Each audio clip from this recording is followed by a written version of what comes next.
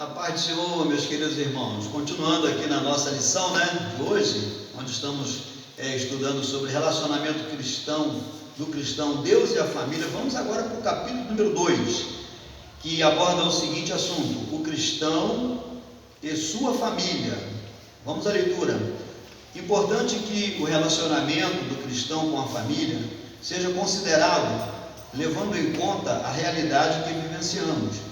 Nem sempre tão harmoniosa como o plano original é o que se deseja, e as orientações contidas na palavra de Deus, É uma pena, realmente, porque o plano de Deus é que a família vivesse em harmonia, mas a gente sabe que por causa do pecado não é possível, essa plena harmonia. Porém, a família cristã, ela tem uma responsabilidade de evangelizar, às vezes evangelizar os próprios entes queridos. Para isso é necessário que nós vigiemos a nossa conduta, a nossa maneira de viver, de nos conduzir dentro da nossa família, porque às vezes a gente pensa em ganhar o mundo todo para Jesus, ganhar os de fora para Jesus, e esquecemos que nós precisamos ganhar os da própria casa para Jesus, É uma pena que muitas famílias às vezes é dividida. Quem dera que todas pudessem dizer como Josué: eu e a minha casa serviremos ao Senhor. Mas às vezes isso não é possível, e muitas das vezes por culpa dos cristãos, daqueles que são cristãos na família, que às vezes não tem um testemunho de cristão. Vamos passarmos aqui ao tópico 1, que diz assim: a importância da coerência. O termo coerência indica coesão ou harmonia.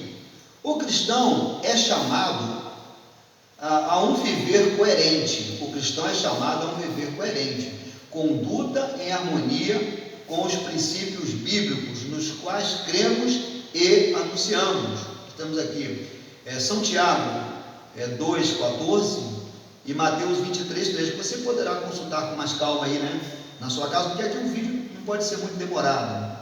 O próprio Cristo censurou os escribas e fariseus pela falta de coerência.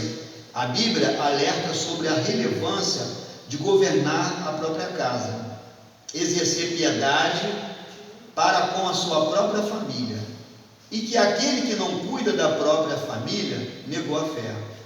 1 Timóteo 3,5 e 5,4,8, entre muitas outras instruções. É preciso refletir sobre o nosso viver dentro de casa. É claro que a palavra coerência aqui está cobrando de nós que muitas das vezes nós dizemos ser cristão, mas dentro de casa não temos um viver de cristão, Os membros da nossa família que não faz parte da mesma fé, eles às vezes ficam espantados. Como é que você pode dizer que é crente? Como é que minha mãe pode dizer que é crente? Como é que meu pai pode dizer que é crente, Como é que meu filho, meu irmão? É essa coerência que o comentarista está cobrando de nós, e que Jesus cobrou dos fariseus. Eles diziam que eram cristãos, que eram religiosos, diziam que faziam, mas na prática eles não faziam, Então, é preciso nós nos preocuparmos com a importância da coerência. Se você é um cristão, os membros da sua família, da minha família, da nossa família, precisa ver isso, precisa ver que nós somos cristãos em toda a nossa maneira de viver, Eu digo isso porque às vezes a gente, quando está em relação aos de fora, olha só, a gente toma muito cuidado, não posso falar isso porque o camarada ali é o estranho, então a gente tem esse cuidado. Mas às vezes, quando a gente está com os de casa, a gente relaxa, de casa vai entender, relaxa. E é nesse relaxar que às vezes, quando temos algum ente querido que não é cristão, que não é convertido, a gente pode perder de dar ele para Jesus, porque não há coerência em nossa vida. Então pensa nisso, a importância da coerência. 2:2. Quando a família não se converte, nem sempre a realidade consiste em todos os membros de uma família servindo ao Senhor. Já falei um pouco momento atrás, quem dera fosse, mas nem sempre é assim. Ainda que existe uma promessa: creia no Senhor Jesus Cristo e será salvo tu e a tua casa. Nós temos que crer nisso e buscar isso para a nossa família. Mas às vezes a realidade não é essa. O cristão também é chamado a perseverar na fé em Cristo e no testemunho perante seus familiares, por intermédio de sua conduta dentro do lar e no convívio nas diversas ocasiões, né? Aqui é um ponto que nós deveríamos parar para refletir. Mas eu já falei muito sobre este assunto da convivência familiar, considerando que é preciso ganhá-los para Jesus. Há textos bíblicos que indicam esta possibilidade. Por exemplo, 1 Coríntios 7, 12 a 14, você pode ler com mais calma, e 1 Pedro 3, verso 1. 1 Pedro 3, 1 até diz que a mulher não ganhará o seu esposo pelos seus enfeites, seus adornos, mas ganhará pela sua submissão, ganhará pelo seu testemunho, né? Ganhará pela sua piedade, poderá ganhar. Então, esse aspecto é importante ser levado em consideração. Lembremos-nos do exposto no tópico 1.2, acerca da experiência de Jesus. O nosso irmão Robson falou sobre este assunto de Jesus enquanto na terra. Ele não desanimou e continuou vivendo segundo o plano de Deus.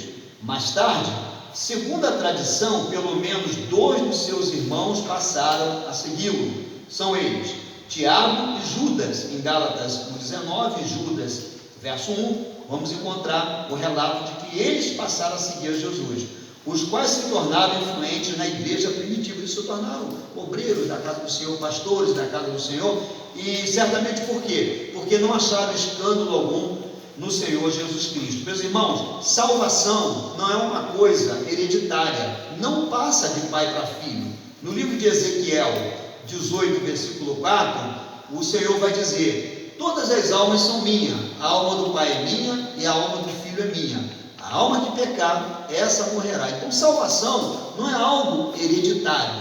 Então, precisamos nos preocupar em ganhar os membros da nossa família para Jesus, tá bom? Que Deus possa abençoá-lo. Vamos passar agora ao 2.3. Estou num aperto danado aqui porque eu estou correndo, mas vamos passar ao 2.3, né?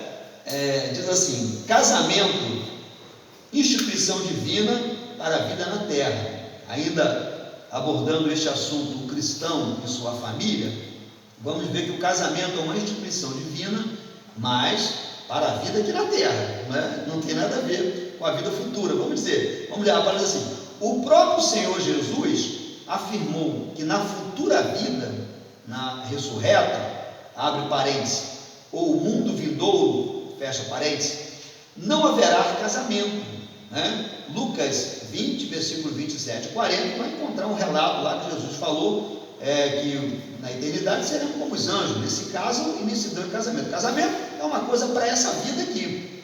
O casamento deve ser também um instrumento que contribua na vida de santificação dos discípulos de Cristo neste mundo. 1 Coríntios 7, 2 e versículo até o 5, né? Fala que aquele que casa, né, deve viver uma vida de santidade também. É importante também lembrarmos que nem todo discípulo de Cristo irá se casar, né? Há pessoas que não vão casar, né?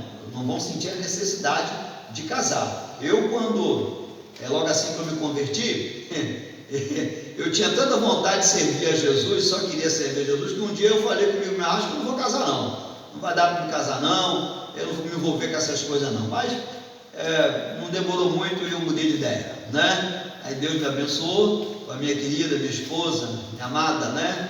A minha eterna namorada, a irmã Marilene, graças a Deus, né? E temos uma família abençoada, um casamento abençoado para a glória de Deus. Mas eu sei que é só para essa vida, que pena, podia ser para a eternidade, mas não é, é só para essa vida aqui. Então, já que é para essa vida, que seja o melhor, né? Não dá para consertar na eternidade não. Vamos fazer com o nosso casamento aqui nessa vida, meu irmão, seja algo de Deus, seja algo divino, seja uma instituição divina, um projeto divino. Isso depende de quem? Depende de mim, de você, depende de nós, depende do casal, depende do esposo e da esposa, depende de termos uma mentalidade cristã do assunto. E sabemos, já que o casamento é uma instituição divina, vamos honrá-lo, né? Com a nossa maneira de viver. Portanto, o fato de uma pessoa permanecer solteira não é um problema em si mesmo, né? Aqueles que Paulo disse que alguns não iriam casar, né? Então, isso não significa nada, não é um problema em si mesmo. Assim como casar-se não significa que automaticamente os casados estão isentos de tentações e dificuldades, de forma alguma, né?